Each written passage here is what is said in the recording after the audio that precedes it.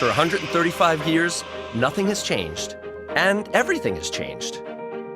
Archbishop John Ireland founded a small Catholic liberal arts college where faith and reason walk together.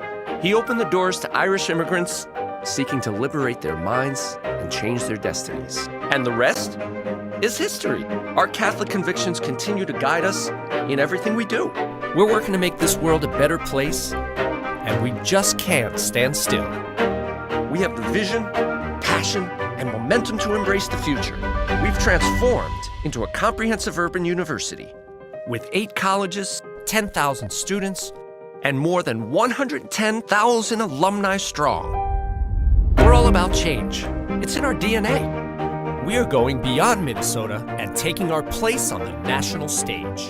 We have no tolerance for intolerance. We will be the partner of choice for companies looking for major talent and for communities looking to solve major problems.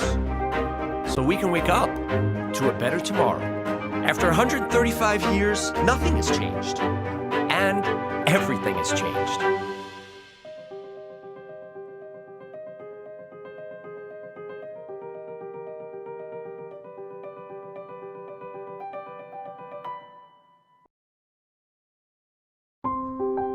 It's a beautiful inheritance that we have. It started with the establishment of churches and schools and hospitals by religious orders. You can look at our cities and they're anchored by the co-cathedrals of the Basilica of St. Mary and the Cathedral. It's really so many people over the years that have stepped up and said that they can make a difference. We are privileged as a Catholic Community Foundation to work with donors who remember that and believe that their success and their family's success is because of that inheritance, and they're totally committed to passing it on. There's a chance for all of us to share with the next generation how important it is to just give. That loyalty and commitment to community has translated through multiple generations, and they believe that the gospel teachings encourage them to do that, and they can't turn from that.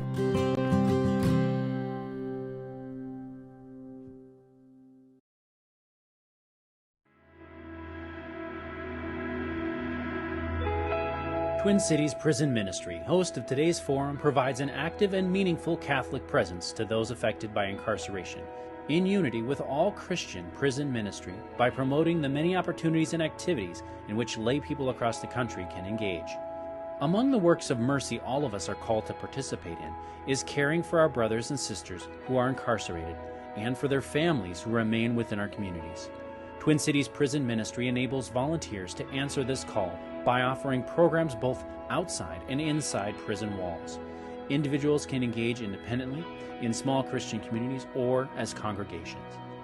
From outside the walls, we can join prayer warriors and answer the call to pray independently for other volunteers who devote their time to ministering within the walls, on retreats, or for other concerns of those affected by incarceration.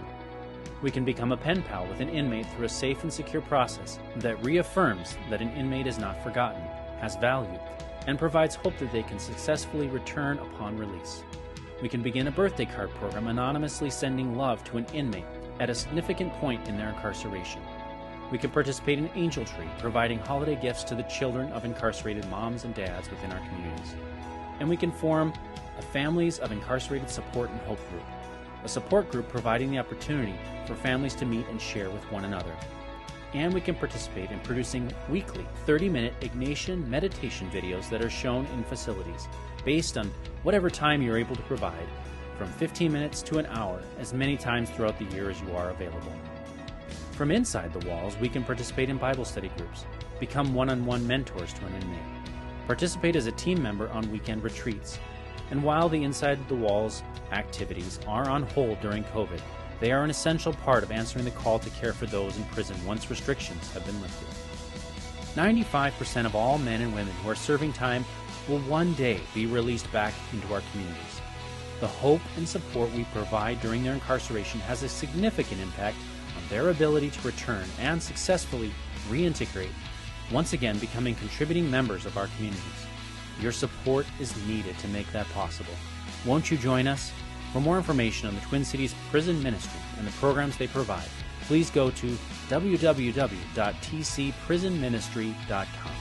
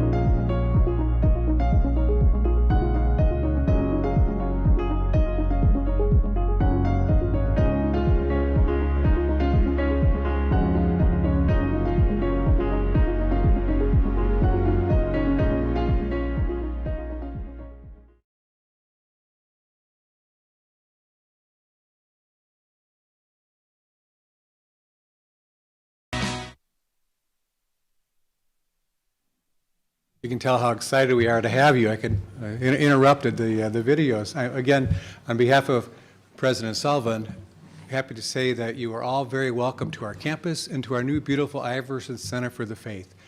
It sits adjacent to a newly refurbished Chapel of St. Thomas that shows really the centrality of faith here at the university. We have a marvelous program today. We're delighted also, as always, to have the Archbishop on campus and our other keynote speaker, one of our proud alum and former instructor at the university. Our moderator today and director will be Steve Hawkins. Steve is a longtime member of the Twin Cities Prison Ministry Board of Directors, one of the co-coordinators of this event. And in my mind, even though he did graduate from St. John's, he has been a model for social justice and social charity in the Archdiocese for years. I turn it over to Steve.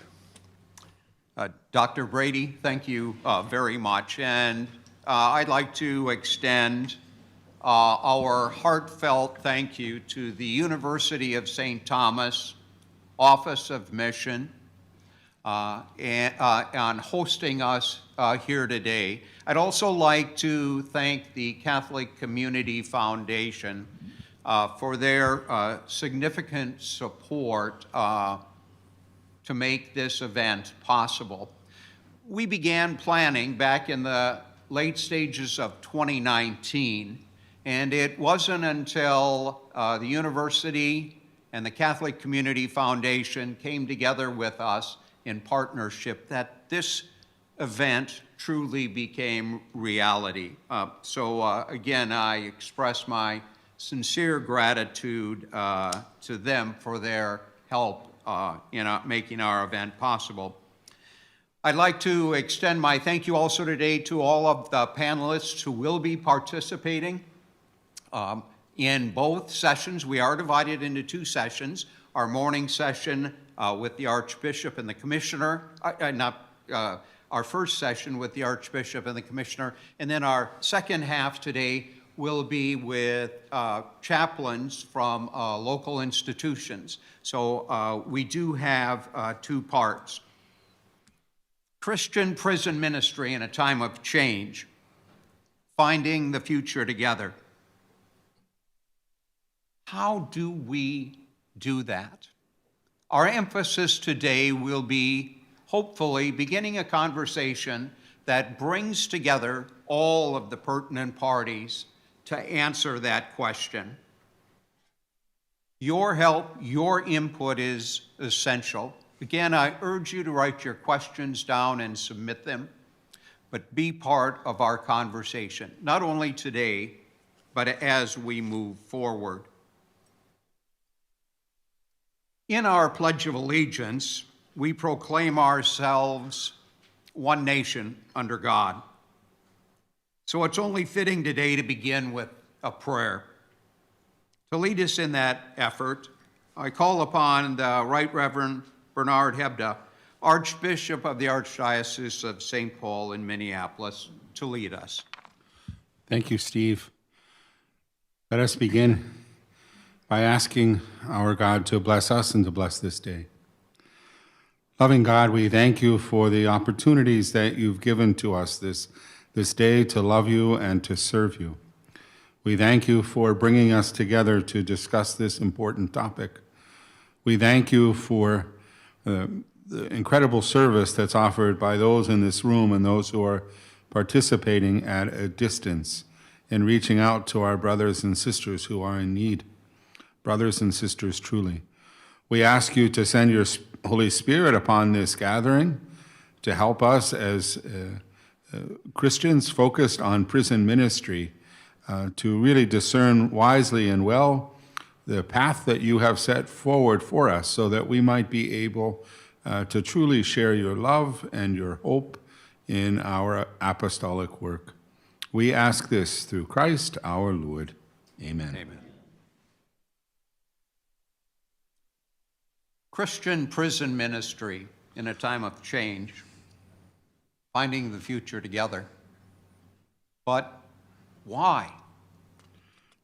Why should you and I be concerned about those members of our society who have been convicted of a crime and are serving the sentences imposed upon them?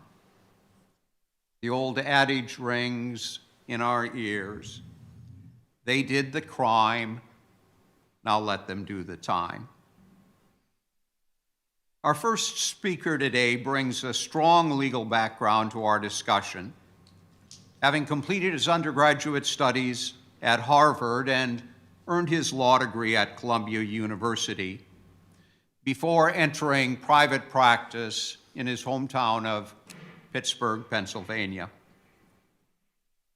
In 1984, he left private practice and entered the St. Paul Seminary in Pittsburgh, where he was ordained a priest in 1989 and went on to earn his degree in canon law, eventually to be named Under-Secretary of the Pontifical Council by the then Pope John Paul II, today's Saint John Paul II. Prior to his current position as Archbishop of St. Paul in Minneapolis, he served as Bishop of Gaylord, Michigan, and Newark, New Jersey. Won't you please help me welcome the Right Reverend Bernard Hebda.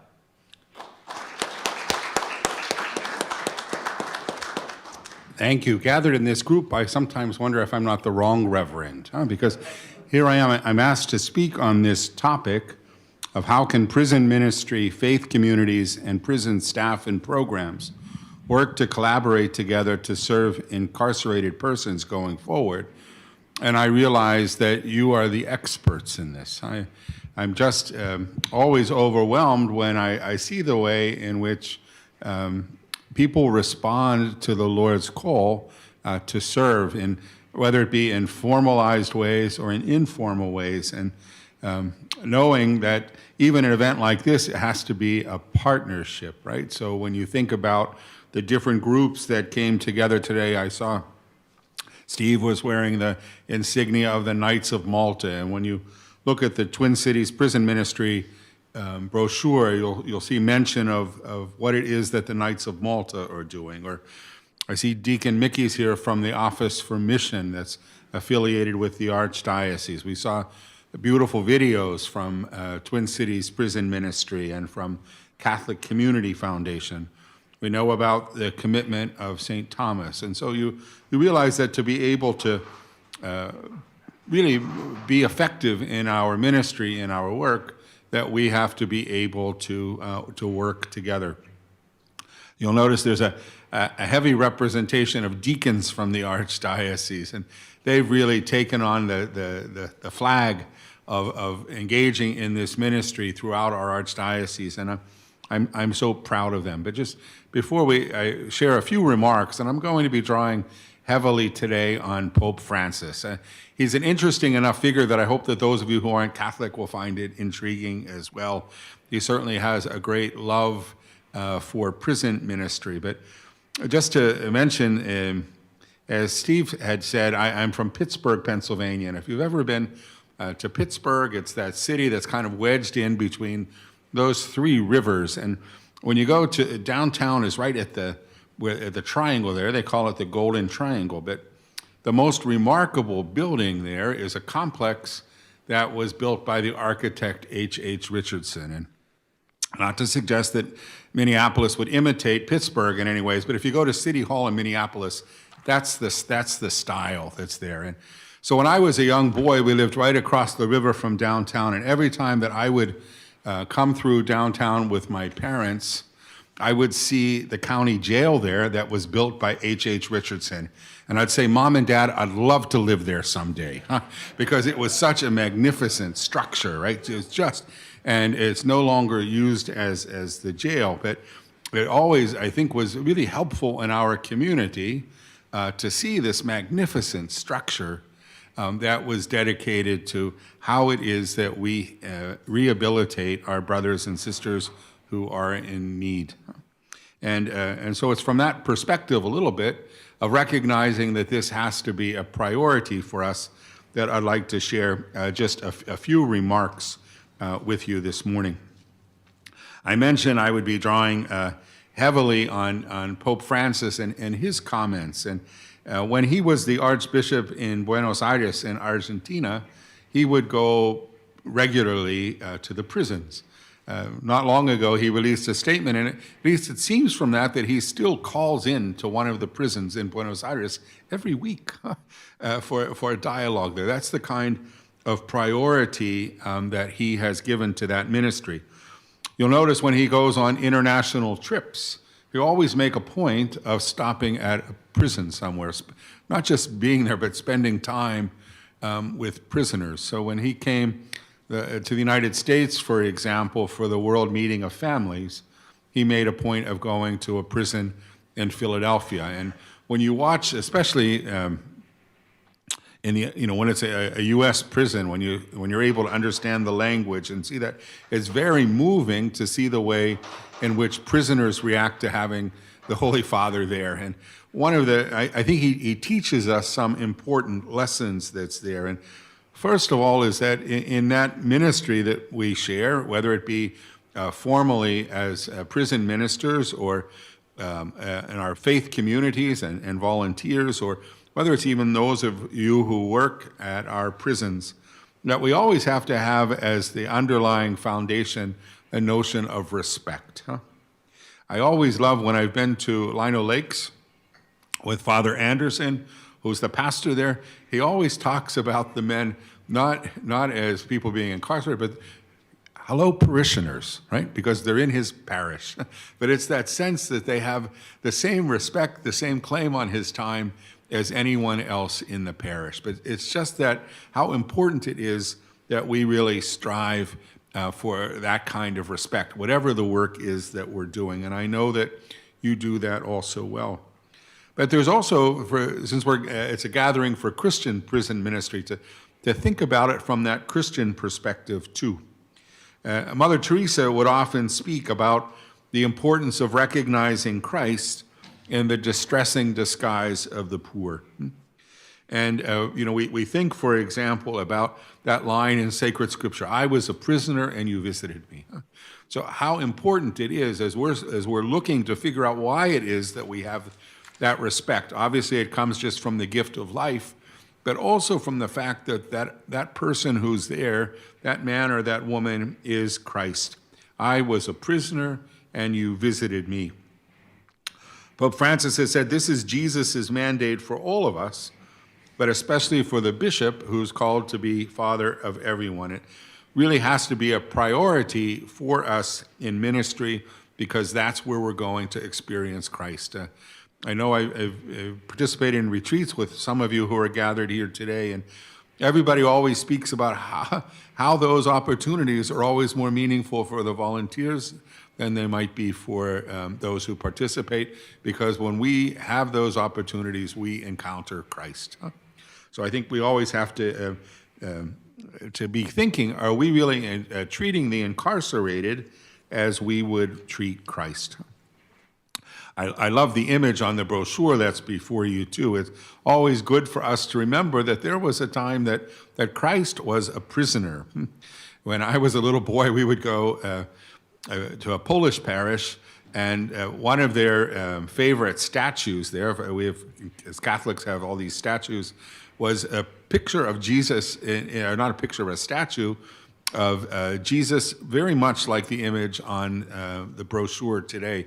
And as a little boy, I always called that Jesus in jail. But it was that we're always reminded that that not only Jesus was imprisoned, but also some of our great heroes of the faith. When we look at Peter and Paul and consider the time that they would have spent imprisoned. I had the opportunity to live in Rome for many years, and it's interesting that those places are real, where Peter and Paul, and there are debates about where exactly they would have been imprisoned, but they're places of pilgrimage. So those places, those prisons, can be places of holiness, and that has to be true today as well. One of the great churches in Rome is built around the chains of St. Peter, that was supposedly when he was imprisoned, St. Peter in chains. Huh? But somehow or another, for us as Christians, we're able to see in that experience that Jesus had as a prisoner, that Peter and Paul and so many great men and women of faith throughout the centuries, that prisons can be a place where we encounter Christ, and where not only are we able to share the gospel, but where we are transformed. Huh? Pope Francis, when he visits a prison, almost always says, "But for God's grace, I could be here." And I think that helps us with that notion of basically of respect. Huh? Pope Francis writes, I want to tell you, every time I visit a prison, I ask myself, why them and not me? We can all make mistakes, all of us. And in one way or another, we have all made mistakes. I think that we, with that sense of the basic respect for human life, and I'm happy that when you go to the United States Conference of Catholic Bishops website, when you look for where they talk about prison ministry, it's in the context of the church's pro-life activities, right? So it's a question of life. Just like we want to tend to those who are sick, we have to tend to all human life. Huh? But in a very special way, we have to imitate Jesus's particular love for the imprisoned. Huh? We think about his experience on Calvary Hill, where the saint that we call Saint Dismas, the prisoner who's next to him, huh, in some ways has pride of place. We know that he's in heaven because of Jesus's promise to him. But it's not just that Jesus shows a priority for those who are in the criminal justice system at the moment of his death. You'll remember that when he begins his public ministry, when he goes into the synagogue and unrolls that scroll, one of the things that he talks about is proclaiming liberty to the captives. Huh? And we'll speak about that in a second, what that liberty might be. But for Jesus, there was always a preference for those who are imprisoned, those who are captive.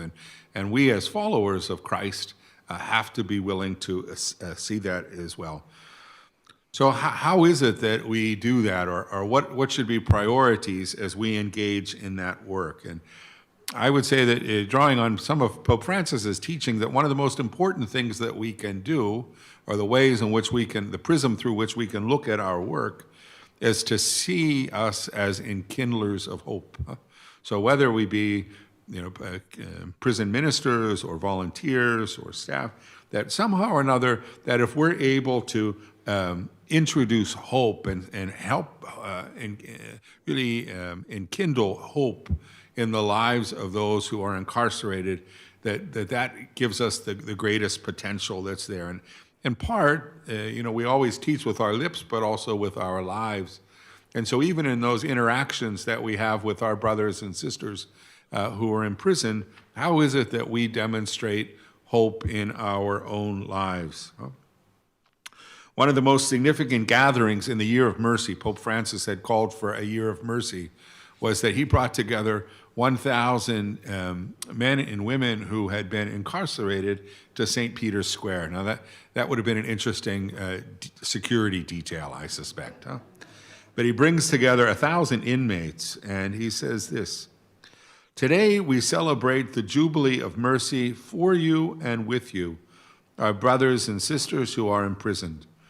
Mercy, as the expression of God's love, is something we need to think about more deeply. Certainly breaking the law involves paying the price, and losing one's freedom is the worst part of serving time because it affects us so deeply." And this is what I think is significant. He says, all the same, hope must not falter. Paying for the wrong we have done is one thing, but another thing entirely is the breath of hope, which cannot be stifled by anyone or anything. Our heart always yearns for goodness. We are in debt to the mercy that God constantly shows us, for he never abandons us. That's a quote from St. Augustine. We certainly have to recognize, and that was such a beautiful quotation that was here from Archbishop Ireland. I had forgotten about that, but when he talks about the past, the present, and the future. And one of the things as those enkindlers of hope that the Pope says that is so important to us is that we recognize that we have to be able to communicate to our brothers and sisters in prison that we cannot allow ourselves to be held captive by the past. Pope writes, "True enough, even if we wanted to, we can never rewrite the past. But the history that starts today and looks to the future has yet to be written by the grace of God and your personal responsibility." So how is it that we, in the way that we interact in our ministry, in our volunteer work, in the letters that we write, that we're able to communicate that? And one of the things that Pope Francis always talks about is we're only able to do that effectively is if we see that in our own lives. So if we find that we don't have hope or that we're bound by our past, it's very difficult for us to engage in that work convincingly. And so we have to always be involved in that process of conversion ourselves. And ultimately, as we speak about that hope, and as what Jesus spoke about freedom for the captives, we have to be able to identify, though, that what we're speaking about is true freedom. It's not just physical freedom. It's not just being outside the walls of a jail or a prison. Pope Francis, in addressing prisoners in his own country, noted that the church's duty, one that she cannot renounce, he said, is to awaken within those who are incarcerated a desire for true freedom. You think about how many people are chained by addiction, for example, or by family situations, or commitments to vengeance, or just in general chained by sin. And so that as we go in and we speak about the freedom that Jesus wants to bring, it's not just that time when one would no longer be behind walls, but rather to look for that kind of freedom that the Lord desires for each of us. And that affects those of us who are there as ministers or as volunteers or as staff as well. At that same gathering in St. Peter's Square in the Year of Mercy, Pope Francis said this: "We forget that we are all sinners, and often without being aware of it, we too are prisoners. At times we are locked up within our own prejudices or enslaved to the idols of a false sense of well-being. At times we get stuck in our own ideologies or absolutize the laws of the market even as they crush other people. At such times we imprison ourselves behind the walls of individualism and self-sufficiency, deprived of the truth that sets us free." So as we go into the prisons, as we engage in this work, we have to be mindful of that in our own lives too, and work on that in a way that helps us to be credible evangelizers, to be credible bearers of Christ's hope.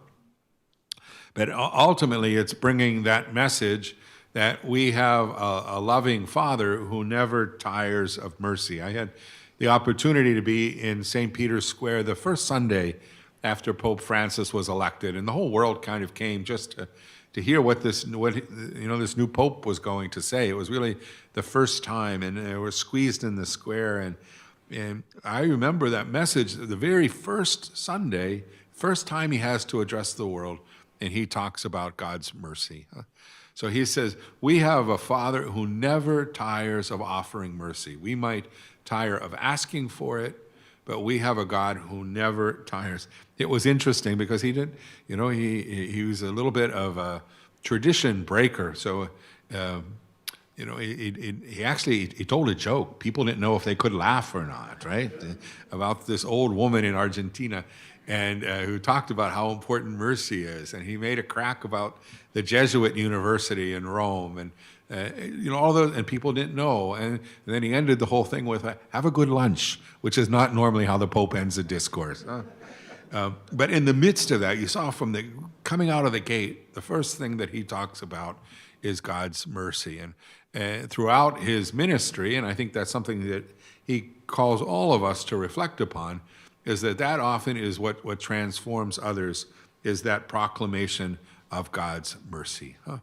So I'm always so delighted that what we have to do is strive to make that mercy present, help people to understand that our Heavenly Father is a merciful Father. And when I think about the beautiful Bible studies that go on in our prisons, and that's where we have that opportunity to be encounter with God's Word, but most especially with His merciful heart, right? So that work is so important that you're doing. Or prayer groups as well, that we really come to know the merciful God in Scripture and to celebrate Him in our prayer. For those from our Catholic tradition and Christian tradition as well, at different degrees, we see how the sacramental outreach of the church is so important for mercy as well. That's one of the things that we believe as you're preparing somebody for baptism, or as for the Catholics, as we're preparing people for the sacrament of reconciliation. It's a way of making God's mercy present in that situation in a way that's going to touch hearts and that's going to open for people that possibility of really believing that we have a merciful Father that helps us then to be men and women of hope, and that really reflects on the dignity of each human person. That example that we have a Heavenly Father who never lacks mercy should influence everything that we do, and indeed it should influence our prison systems. At breakfast, Commissioner Schnell was talking about the huge issues that we face, and when we consider criminal justice these days. We always have to remember that we have a God who's merciful, who always sees that we have a future, who always recognizes the possibility of true conversion and aims for reconciliation. When I mentioned earlier about Pope Francis going to the prison in Philadelphia, and this is what he said: "This time in your life can only have one purpose, to give you a hand in getting back on the right road, to give you a hand to help you rejoin society. All of us are part of that effort. All of us are invited to encourage, help, and enable your rehabilitation. A rehabilitation which everyone seeks and desires, inmates and their families, correctional authorities, social and educational programs. A rehabilitation which benefits and elevates the morale of the entire community." But I love how he talks about all of us have to be part of that effort. So even those who are supporting our brothers and sisters who are imprisoned by prayers from within our faith communities, that's significant. It's something that we have to continue to encourage. That possibility of conversion and rehabilitation that the Holy Father spoke about, Pope Francis, applies not only to those who are incarcerated, but also to us in all three categories: those involved in ministry, those who are volunteers, those who are staff. We have to be able to forgive each other. It's so easy to judge others, so easy to hold some grudges. We need to let go and recognize that each of us has that potential for change. We need to assume the best about the other person. Just a word about those of you who work in our prison system, staff. And here in this local area, we have a connection in the Catholic world. We have, we all shoot to be saints. Only some of them are canonized saints, and a step before being declared a saint is to be declared a blessed. And we have an example of Blessed Solanus Casey, who was a guard at Stillwater Prison. So you think that it's the saintly one in the midst is not the priest going into the prison. It's not even the volunteer going into the prison, but it's the prison guard. So that there's that opportunity for all of us to have that kind of impact. They tell the story that Solanus would go on to become a priest, Capuchin, a Franciscan priest, and Franciscans don't own anything, but he always valued this little box that had been made for him in the wood shop at Stillwater prison by one of the younger brothers who were in jail because of a bank robbery with Jesse James and his brother. So imagine that there's always that possibility for all of us to have an impact on others and then to allow that to have an impact on us as well. Thank you very much for listening, just to set a little bit of a broad basis. Thanks.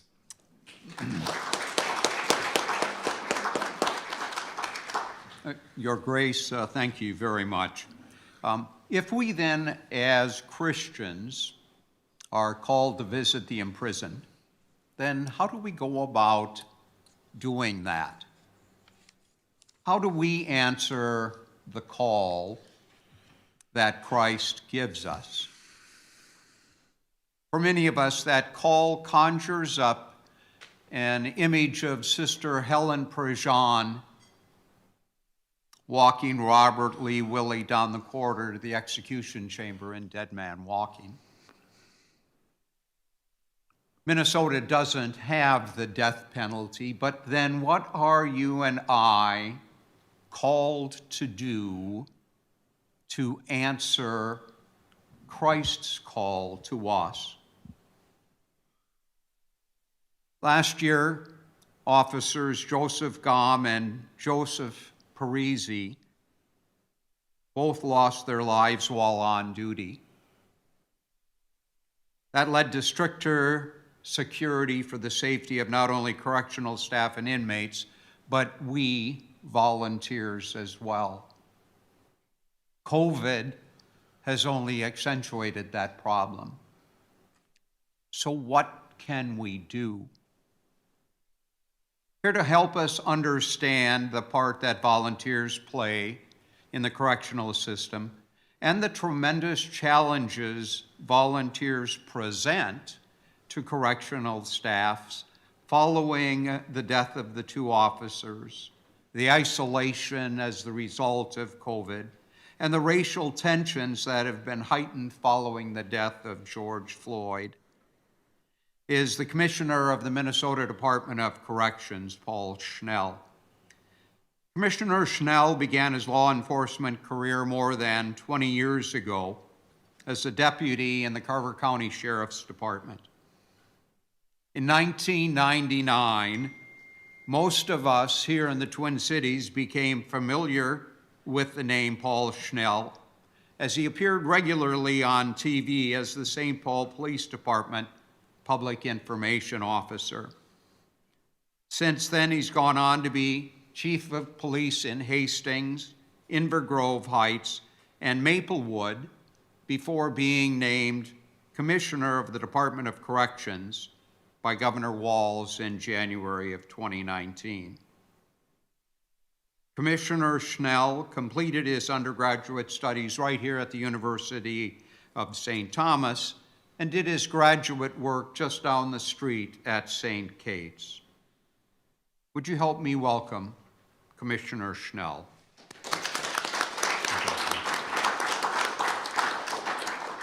Thank you so much. It's really great to be back here. I think the day they handed me that diploma was probably not St. Thomas's proudest day, I gotta say, because I was thinking about what it would be like as a college student if Paul Schnell were here in these days, and it's hard to imagine. But I'm immensely grateful for this place, because I would tell you that it was really, I think, being in this, I came from a small town of 700 people and northeastern Wisconsin, and came here for college, and I think it was the first time that I think education challenged me to think about what it meant to be a person of faith and to apply that to the way you live. And as a social work major, ended up working in a halfway house here in St. Paul with men who were there as an alternative to incarceration. And it gave me such perspective that I had never, ever had in my life. And that has been profoundly influential throughout my time. I would just start by saying that there's an author, William White, who wrote this quote that I love, and I have it hanging on the wall in my office. It says, "Being safe enough to have real wishes in life is the beginning of hope." And it prompts me to think about this whole notion of what is safety. And as I think about that notion of safety, I think about the places where oftentimes we feel most grounded. And for the people sitting in this room,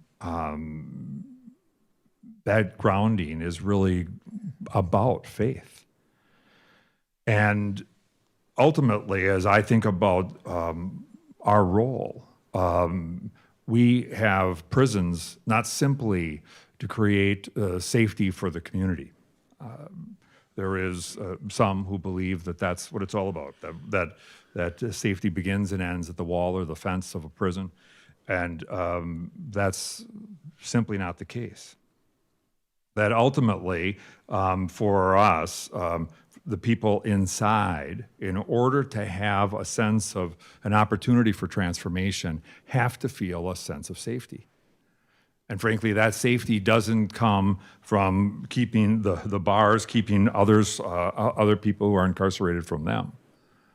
In fact, that sense of safety comes from the connection that our staff and all of you bring.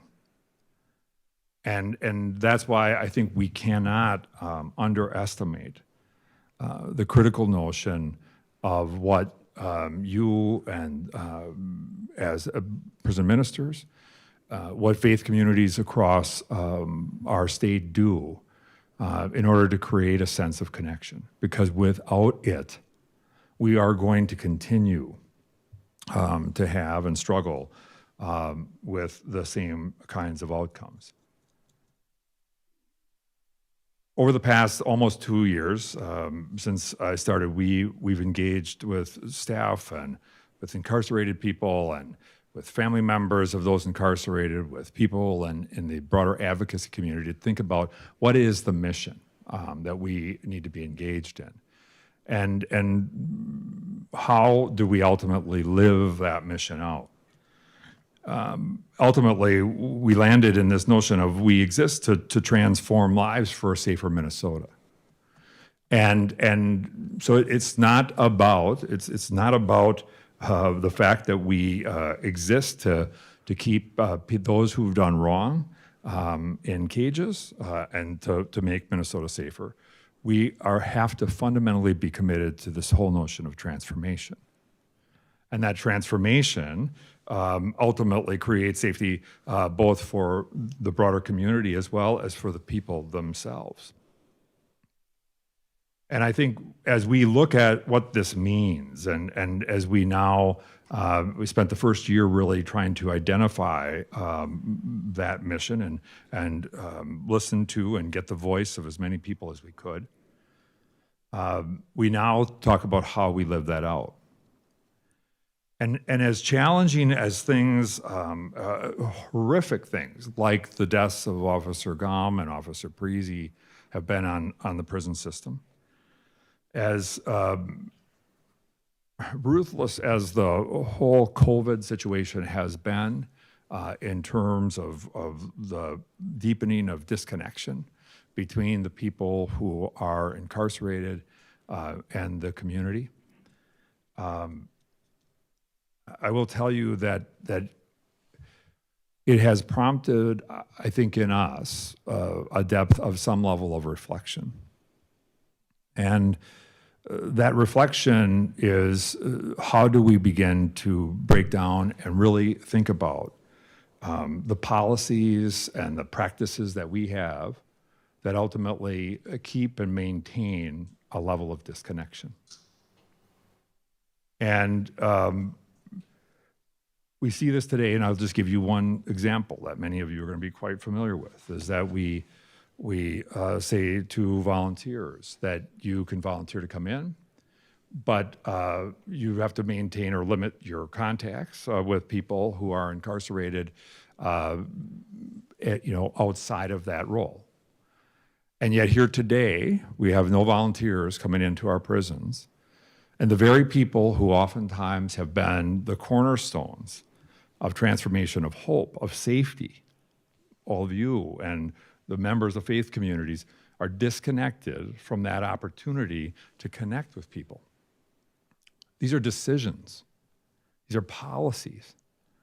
And while they have had, and they were grounded in a rationale, I think situations that we face today are causing us to really lift up the questions of, are those policies the policies that ultimately cause us to have outcomes where in our state, recidivism rates have been the same for the last 40 years. For 40 years, we have not changed and made any shifts in terms of the difference in outcomes. I don't want to minimize the fact that there are people whose lives are being transformed. There are people who are experiencing incredible things inside. There are men and women that I've talked to who have said, they've talked about the programming delivered mostly by volunteers that have caused them to ultimately live an entirely and completely different life. And yet, I think as we think about where we go, we have to find ways to maintain and deepen those connections, in fact, broaden them. So as we start to think about where we sit today, we are reviewing and looking at our policies, and that those policies, I believe, will change. We have to put safeguards in place. There has to be for both our volunteers as well as for the people we serve. There just has to be. At the same time, I think there are ways that we can do that and do that in ways that ultimately help us to deepen connections between the people who are in the system and the broader community that can lift them up and support them. We also, as we look at these policies and the changes in them, I think we are beginning to think about how it is that we process people through our system. And today what ends up happening is you get sentenced and sent, and you either, if you're a woman, you will end up at Shakopee. If you're a man, you will go to St. Cloud. And you will be processed through an intake process and ultimately sent off to one of the prisons. There, you will hope that you have a strong case manager or a powerful or influential volunteer that knows the system a bit, that can help you navigate it. And while we have some knowledge about the people that come into our system, oftentimes it is focused on all the deficits and little of the strengths. Oftentimes, it is, we will say to them, you will have your opportunities to engage in transformational programming options as you choose. But some people may not experience the levels of support that are going to be necessary to have them feel safe enough to engage with others to ultimately experience hope, as William White said. And so, as we think about what the system looks like, we look to go to our legislature and begin having conversations about when people come into our system, that they will go through a comprehensive assessment process of dental and health, medical and mental health and substance use and vocational and educational, their strengths and their spiritual, where they sit spiritually.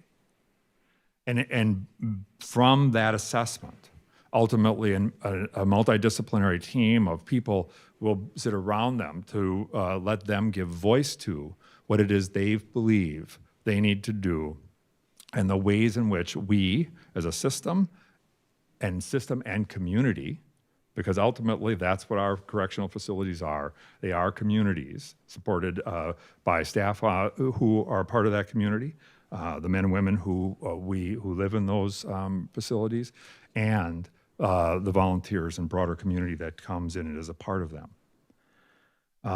And ultimately, we will create a pathway for people to be able to navigate that system.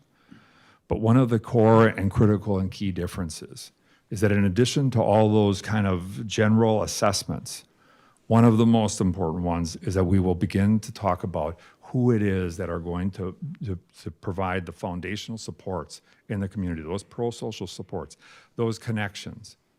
And we know that there are some people who come into our system who sadly have very few at all. And we know that others have perhaps many, but there has been disconnection for a whole host of reasons, oftentimes grounded in the very reasons the person happens to be in that correctional facility in the first place. So ultimately, as we think about how it is that we lift up and do the work of providing transformational opportunities for the men and women that are in our correctional facilities, transformational connection with the people who volunteer in them. We also look to find ways to lift up the support systems that exist in the community, because oftentimes they themselves are experiencing that imprisonment, that incarceration, that systemic involvement in ways that are equally profound, often unsupported, making it that much more difficult for that person who is returning to experience and achieve and realize a level of success. And so what we think is, what we believe it is that in order to do this, in order to make this shift, we cannot be as correctionally centric. Correctionally, good corrections means stronger community, period. And we have to find ways to do that meaningfully. And frankly, the people that are here today, the people that are involved in this and watching this from their homes, you are the people that are going to ultimately create the safety that is going to allow people to experience hope. I would just close by this. I think one of the most humbling experiences for me in this role, I think, is Minnesota law, one of 4 states in the country that has the commissioner is the ultimate parole authority for people who are serving life sentences. And every month, I have the opportunity to sit with 4, 5, 6 men or women who are serving life sentences, and to talk about the hope of one day experiencing a level of redemption that would allow them to be back in the community. And while it is an awesome responsibility that I take very seriously, I can't tell you how profound those meetings have been for me. Oftentimes in the mornings, meeting with those people who were left behind as a result of the very crime for the person I'm going to meet in that afternoon. And the struggles around the paradigm of redemption and where people are, and how, as people of faith, we lift up not only those people who engaged in acts of wrongdoing, but that we have to and need to ultimately lift up and support the people who've been affected by crime. Because I truly believe that the day that community lifts up and holds up their experiences, their worth, their value, the reality of their loss, and can equally lift up and support and care about the people who've engaged in wrongdoing, that is the day when mission will be achieved, and frankly, oftentimes would be the ways that we live out our faith. And so I think the call and the need is great. The hope that exists in rooms like this and people who may be dialing in from home, to me, this is opportunity. And if we truly want a safer Minnesota, a fairer Minnesota, a Minnesota that has less division by race and leaving people behind, it demands that those of us who do this work bring along people into the nature of this work because we are working to help transform the lives of those in the system. We also, I think, as the Archbishop talked about, demonstrate in the way we live, in the way we help others see the world. And that is the stories of the fact that people are more than the worst thing they've ever done. And with that, I can't thank you enough for the opportunity to be here, and I can't thank you enough for the work you do.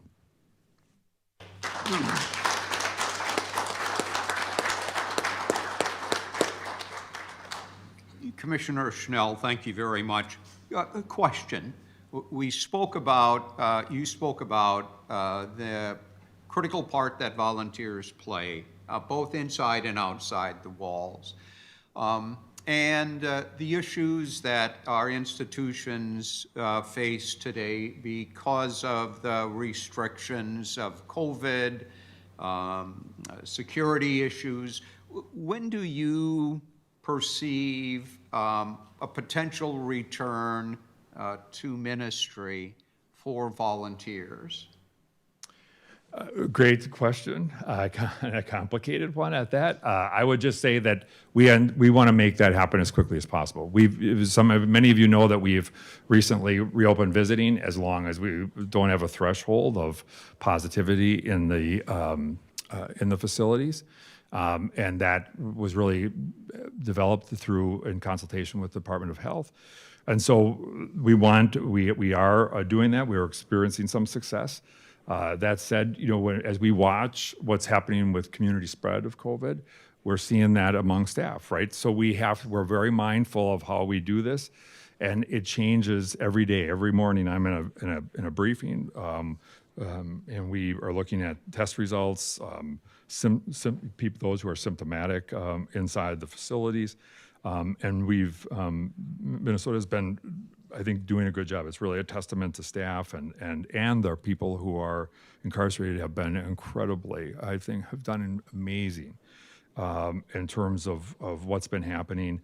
But we still face challenges. We do have people who have significant vulnerabilities, but we anticipate our next step here is that we are, right now, we're about 4 weeks into into visiting.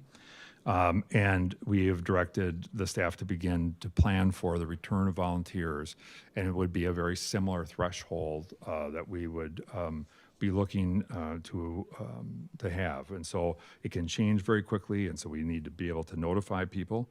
And right now, that threshold is whenever there's 2 or more positive cases in the facility, or either those who reside there or those who work there. The visiting is closed, and we want to contain that as quickly as possible. Right now, you can look at what's happening at the women's facility in Waseca. There's about 140, 150 positive cases there. It's really, they had transferred some people in, and ultimately they had that experience. So I would anticipate within the next 4 to 6 weeks, we're going to be seeing guidance come out around the return of that, and it will probably be slowly, and chaplaincy and the volunteer coordinators will be working with what that looks like, but we really taking our guidance from Department of Health. Thank you.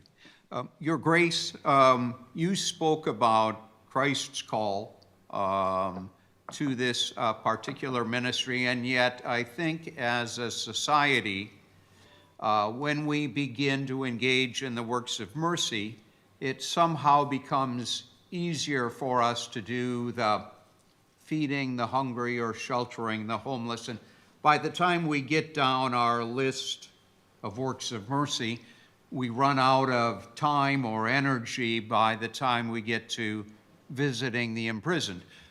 How do we change that within our community? How does the church become more engaged in encouraging its members to take up this essential call that Christ asks us each to? Yes. Thank you. Good question. I think preaching has a lot to do with that, Steve. I think to the extent that the priests and the deacons, as they engage their communities, to always put this as as a priority for us, reflecting Christ's own priority, I think that would be very helpful. But I can tell you a little bit in terms of my own experience is that we have many people who would like to do more than what they're presently doing in this area. And, you know, it's somewhat easier to find opportunities for feeding the poor than it is sometimes to be able to work the way through the system to be able to really engage in that kind of connectedness that the commissioner was talking about. So when I know when so many people, as I mentioned earlier, that when they have the experience of a retreat experience or sacramental prayer, they want to do more, but because of limitations in the system, that's so hard for people to be able to do that. So on the one hand, we certainly need to encourage people to be praying more and to think of other and creative ways of supporting our brothers and sisters who are in prison.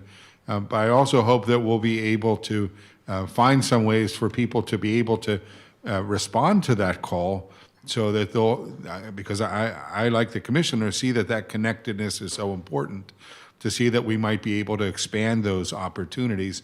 I realize COVID's a challenging situation at the moment, but post-COVID, to look for those opportunities for our volunteers to do more rather than less. Thank you. We've wound up with a tremendous number of questions, and we'll only be able to address a few of those. I'll try to get answers out to questions following this presentation. But Commissioner Schnell, we have several people asking about the long-term strategic plan and its relationship to the faith community. Could you just brief us a bit on what those plans might be with reference to reopening? Yes, as we think about what happens in our long haul, as we think about how we live out our mission, as we think about even how we change the way we operate our systems, we will need to have both prison ministry and all of the related programs will become part and parcel to the plans that the men and women who are in the system will put together, and we will support the community, and the staff will support. And ultimately, what we want to do is provide ways to incentivize people to do that. That by engaging, the deepening of engagement allows people to actually be released earlier and ultimately have their sentence discharged earlier. And so the role of community in that, the role of faith communities, the role of people helping them to achieve that outcome is really about how do we build a more humane, reasonable, and safe correctional system that frankly helps them better support themselves, their families. And so we believe that part of that assessment and part of the programming options that we front end load. We don't wait till the month or 2 months before they get out.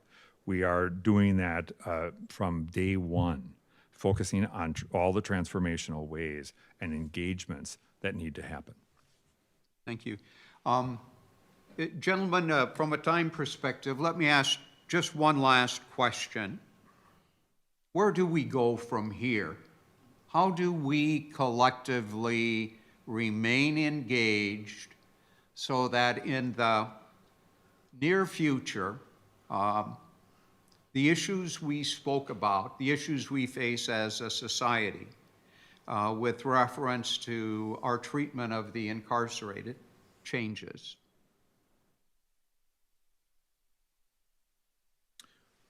Your Grace. Great, thanks. I want to see what he says first. Yes, no, I think that discussions like this morning are very helpful so people have that opportunity to say what does the faith community have to bring to this situation. And certainly I think there's a great desire on the part of faith communities throughout our area to be involved. We certainly want to be partners in that. I know in terms of there's great prayer potential certainly around this area, so I think that's going to be significant. But I think to continue to have those discussions where the faith dimension of life in achieving those goals that you spoke about, Commissioner, are important, and certainly as we see those opportunities opening up, we'll be sure to continue to promote among our communities this as being something that's an admirable work, and I think we'll find the volunteers. But I think there has to be that appreciation for how it is that we help the system to achieve goals in a way that's based on our own sense of the dignity of each human person and the transforming effect of the Christian message. And I would just say very simply and quickly that I think one of the biggest challenges we face, and I say this about even myself at times, and certainly about our staff, but I think in our communities, is the challenge. We need to challenge both heads and hearts of people to really understand and think about what does it mean to be redemptive? What does it mean to provide people with the opportunity to become whole? And when that happens, I think this is one of the biggest, I think, challenges. Oftentimes, even for people of faith, to think about what somebody did versus who and what they are. And I think we and you all doing what you do can tell stories about the experience of these people in ways that help bring people along and see the potential and opportunity that exists in redemption.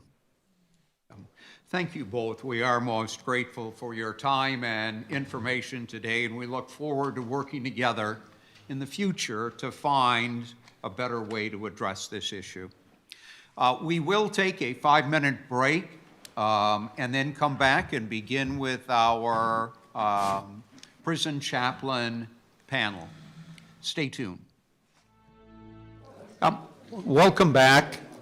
We hope that our audience with us distantly is ready to settle in for the next few minutes as we discuss some of the real issues of how we might engage with prison ministry inside the walls from the people who do it on a daily basis. We're going to hear from 3 individuals who live their lives ministering to those inside the walls. And then we're going to open it up again for questions at the end.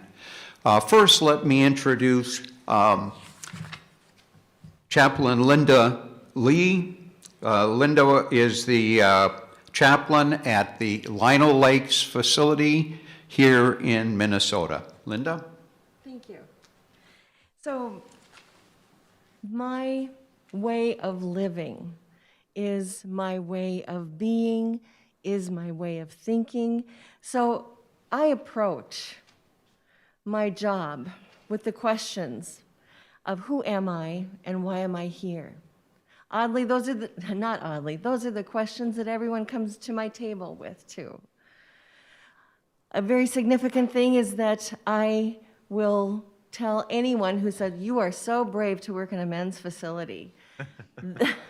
I came from Oak Park. What do you mean? I've never had a criminal sitting with me at my table.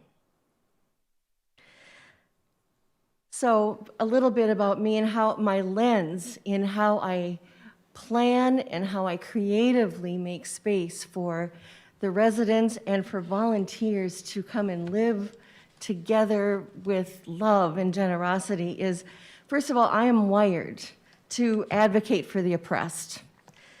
And I know this because from the time I could dress myself, and that was not just a couple years ago, contrary, and this doesn't need ironing, but from the time I could dress myself, I was creating dialogue between my left foot and right foot. Whose sock would win to put on? Of course I had control, but I made sure that the left won a little more. So to know where I begin and end, control or do not control, that was always part of my subconscious. And I am the beneficiary of generous love. During my first internship, my second semester in seminary, at the age of 57, after growing up in a mainline denominational church, Lutheran, after serving 13 years on the mission field in foreign missions,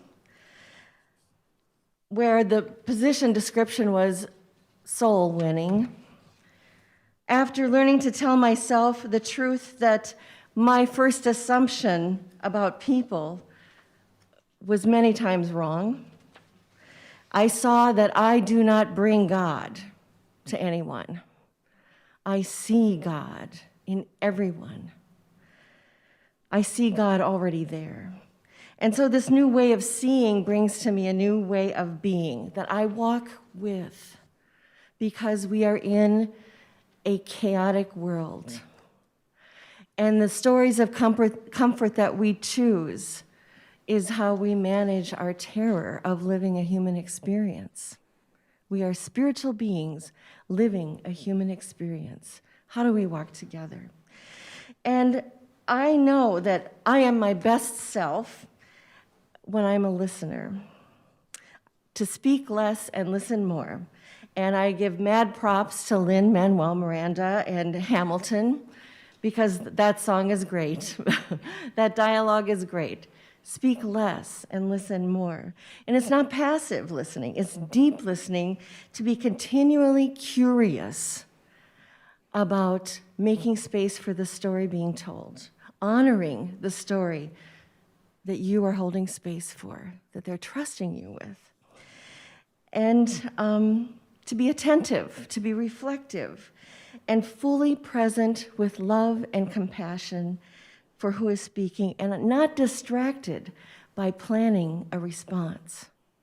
My response is this heart chakra that is opening and active and holding space for safety to trust me with the story. So the space and time is for making meaning together, to walk with, to stay with, and accompany. So why am I here? That's all of the above. And I heard a lot, and our title of this forum is about walking into the future. And I propose that everything you do in the now changes the future. That future anxiety, future waiting, that's a capital account. We don't have, we just don't have that emotional or social capital for it. Whatever we do in the present moment will change how we are as we walk the next moment. And that is the discussion I have with every resident who comes to my table. This is our hammock, to be held by the love of God, to receive an idea of who you really are, not this story that's spun out in trauma, in poverty. We are all translators of our experience. And so we will always have our particular lens. So that's why it was important to me to let you know my lens of holding space for spiritual care. Jesus was a great upender. He was, I call him, opposite man. And parables were subversive speech in that context. Jesus, I believe, marches in solidarity, and his sign, his placard would have been, Samaritan Lives Matter. I would say that the poor, his comments and his quotes of Old Testament scripture, the poor will always be with you, mean that you're going to be in there with the poor. You're not going to be their arm's length and then going back to, I don't know, I could say something, I'm not going to say that. You will be where the poor are. You will be where they live. And so I also heard this morning that Minnesota does not have a death penalty, and I would propose that we consider poverty, injustice is it's an unearned death penalty in our communities. As you don't wait to come in, but pay attention to the many grandmothers and grandfathers raising children of incarcerated individuals. The soup kitchens, the other ministries, they are not separate. They are all connected. And that is your now that changes every tomorrow.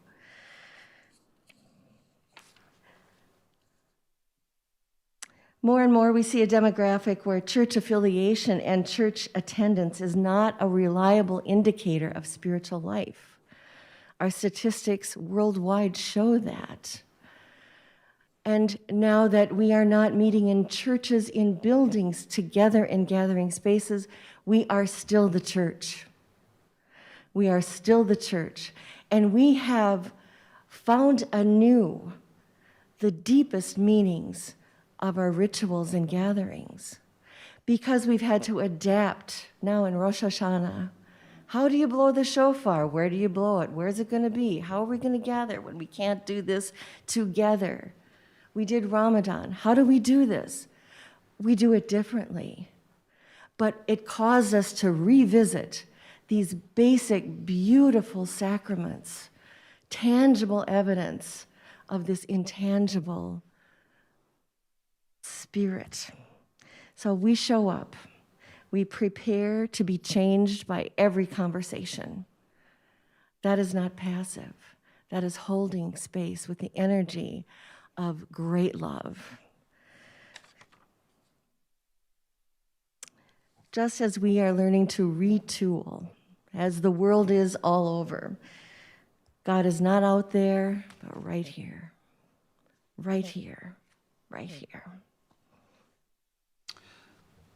Chaplain Linda, thank you. Our second panelist this morning is the Right Reverend Martin Shanahan from the Minnesota Department of Corrections facility at Stillwater. Morning, everyone, and I should say almost afternoon. Yeah, still good morning. I do want to say thank you for and to Twin Cities Prison Ministry, all the amazing, actually, volunteers who continue to serve in all of our facilities. And I know I speak on behalf of all of our chaplains, even though all of us can't be here, that without you, our ministries, our outreach, our connections, as Commissioner Schnell pointed out, would be significantly less. So I really do say thank you from the bottom of my heart for all that you do and continue to do. You know, my friends, I actually believe that justice, its best definition is that it's establishing right relationship. Justice is about right relationship. What happens in our current prison system based on retribution rather than restoration is it violates every relationship that we have in our lives. I believe that what corrections ought to be is a system and a possibility of reconnection, a possibility of restoration, not retribution. Commissioner Schnell is committed to that over and over again in his ministry, in his leadership, in his encouragement and his challenge for us inside and us on the outside as well. I truly honor this time together. I truly honor the questions that we'll explore together, and I look forward to working with you even deeper as we look forward together, because I love that, finding a future together, not apart, not pushing against each other, but walking with one another. I have in my office, I'll close with this, a sign that has really, truly impacted my life. Father Greg Boyle, a Jesuit who actually founded Po' Boy Industries in Los Angeles, he said this: only the soul that ventilates the world with tenderness has any chance of ever changing the world. I hope that we can walk in those words. Thank you. Right Reverend, thank you. And our final panelist this morning is Elise Coible from the Minnesota Correctional Facility at Red Wing. Elise? Good morning. It is such a privilege to be able to work at the correctional facility in Red Wing. I do believe we are the most unique correctional facility in the sense that we have juveniles in our custody. We have juvenile boys ages 14 to 21 with the average age of 17.5. And if you think about being a 17-year-old in prison, imagine how scary that is for them. Imagine going through the incarceration process and then ending up in our walls in Red Wing. And yes, we are part of the Department of Corrections, but when you go into our community, when you come into our facility, we are part of the DOC, but we refer to ourselves as a training school. We are a treatment program for youth. When the residents come in, kind of piggybacking on what Commissioner said, when the residents come in, we have a treatment plan that they go through. We do many assessments. They meet with chemical dependency counselors, therapists, trauma. And then they sit down with a team and they come up with their own individualized plan on how they're going to become successful young men. And the other beautiful part about juvenile corrections is it's an indeterminate sentence. So how long they're at Red Wing is that individualized treatment plan. And there are no two plans that are the same. So when they come in, they go through therapy, they work with our volunteers, they work with our corrections officers, they're going to school full-time, they're going to chemical dependency. Whatever the therapies they need, they're receiving their services. The residents that are in our custody, they're all from the state of Minnesota. Our #1 county is Hennepin right now, and our second county is Ramsey. Since I've started, that's been the norm. And we have an ultimate responsibility for these young men that are in our care. And when they talk about our program, when they talk about their successes, they always refer back to our volunteer programs. They always refer back to guitar lessons that they had with one of our volunteers, their math tutor, their basketball. We have a coach that comes in and does basketball clinics. And so, they talk about those experiences that they've had in Red Wing and the mentor program too, which I think is one of our most successful programs, their mentor. And so for the volunteers that are in this room, for the volunteers that are listening at home, I thank you. I thank you for remembering Red Wing and for serving our youth. Elise, thank you very much. I'd like to ask a couple of questions and get the group's reaction, because as volunteers, as men and women who answer Christ's call to serve the imprisoned, we need to know a little bit more about how do we do that effectively assists you in serving our brothers and sisters inside. What is it that we can do as volunteers that makes a significant impact on the outcomes that Commissioner Schnell referred to haven't changed in 40 years? How do we make a difference in what we do? So when volunteers can come back into the facilities, which we're all hoping soon, what we're looking for is come and share your gifts and talent with our youth. Come and lead guitar lessons, tutor. We have our mentor program, and that's really the program that we desperately need volunteers for. We did a study a couple years ago, and we found out that 50% of our residents never receive a visit. The 50% that do receive a visit, 25% of them received a visit one time. So these youth, they need mentors. They need positive adults in their world. And so we've established a mentor program, and we have volunteers that come in, and we assign them to a youth, and they meet in our visiting room. And sometimes they go over, the residents want to share their gifts and talents. They share their poetry. They go over their homework. They play games. Sometimes they just come in and they play Uno or cribbage, read the scripture. The volunteers follow the direction of the residents and fill those needs. And for some of our guys, the kids will talk about, well, I know Grandma Lois is going to show up every Wednesday at 1 o'clock, and she's the first adult that I can count on being there. And it's powerful. It's powerful that a lot of the volunteers that come in are retirees. They're grandma and grandpas. And, we call them Grandpa Jim, Grandma Lois. And the kids so enjoy the visits. And because for some sense, it's a break in their day. It's a break. It's a positive adult who's listening to them, who wants to know their feelings and thoughts. It's not a therapy session. It's not a group meeting. It's just a one-on-one mentoring. And so that is what we're really looking for at Red Wing.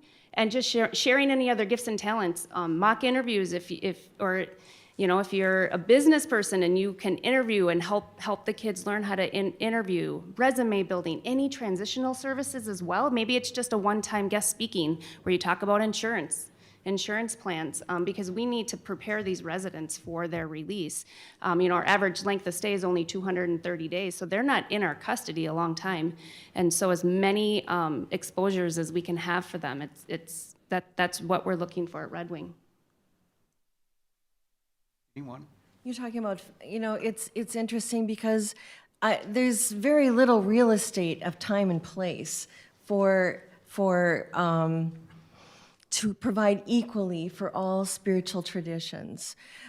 So we need to be very, I believe, wise. I think there are volunteer opportunities that are not faith named, but people of faith in those places is more important than ever.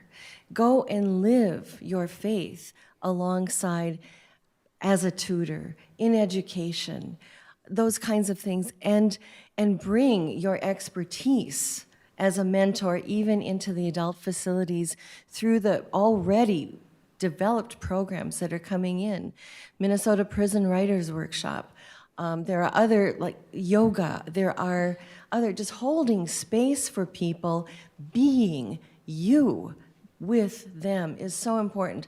I was a volunteer for 6 years doing chorus teams in prison, which led me to say, I want to go to seminary.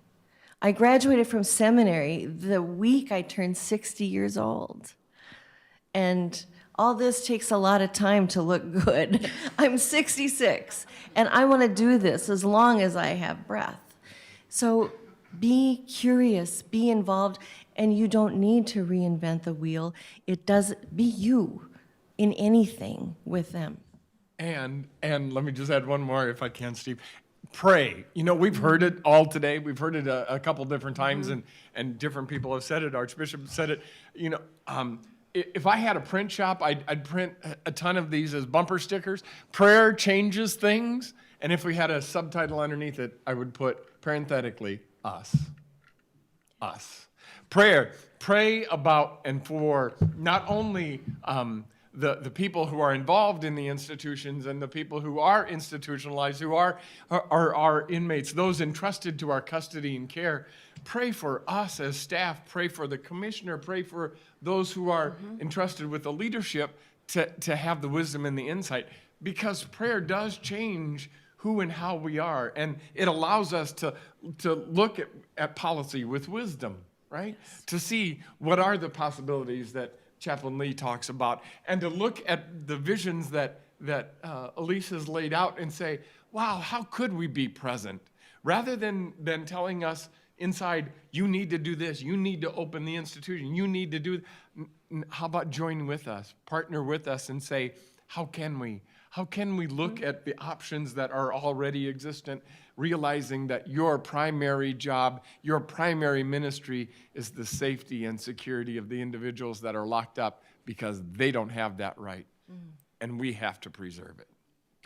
If we pray, what else might we be able to engage in with our brothers and sisters until the opportunities represent themselves for us to go in and be mentors, for us to go back in and hold chorus or rec retreats? What might we do now? I provide an individual mailing for everyone who has participated in any faith tradition once a week. I have volunteer groups who provide their homily, their message, their written prayers, and I individually address and mail out 400 pieces of mail every week to people. Providing those things to me so that if I come up short one week, or if that I'm not beating the bushes to get your voice back to them, saying, this is from the rec group for your weekly reflection. That's one thing. That's perfect. I'd ditto on that. Yeah, I'd yeah. want to take I would ditto on that. We do too. We mail out hundreds and hundreds of pieces of information. So homilies, that if I can get a homily in, it's awesome, because they can't be at Mass, right? So if you've got a homily and you want to share it, please do so. I get faith traditions across the board that share with us every week, and every week we're generating thousands of pieces. We're killing a lot of trees. Yes. But we're doing good work by doing that. So I'm okay with that. If it was wasteful, it'd be a different story. I would also say, do things like I've opened the door, and I know Reverend Chaplain Lee has, and I know Elise is doing the same thing down there in Red Wing. We're trying to figure out ways in which we can get the message of connection into our institutions. And so we've opened up a video channel. So I'm inviting any and every faith tradition to offer me 30-minute videos, and we're going to try to put those on the Offender Network channel for an hour a night, so we can get 2 groups every night, so we can get some representation and we can get some stuff out there for the guys to participate in. And then educate yourself. Prayer is one thing, but making prayer active is another. So do something that helps you to understand what justice needs to happen within the confines of the institution and what it means even in your own life. It's a great question to ask ourselves. Elise, I don't want to. No? Good. A lot of energy, dude. I could keep going for a long you time. nailed it. He drinks coffee all day long. I'd like to take this opportunity. We've gone a little bit over our time allotment today, but it has, I think, been an excellent exchange. I'd like to thank our panelists for their input today. And as a wrap-up for today's programming, we will be getting out answers to all of the questions that have been submitted. We will present those to the presenters and get back with everyone with answers. We'll also supply information from the chaplains on how to submit additional information for the publications that they put out. And as additional ideas come up, we hope that we'll be able to get back together and collectively begin to make a difference in this COVID world in which we all live. Thank you again for your time today, and we'll be in touch with you very soon.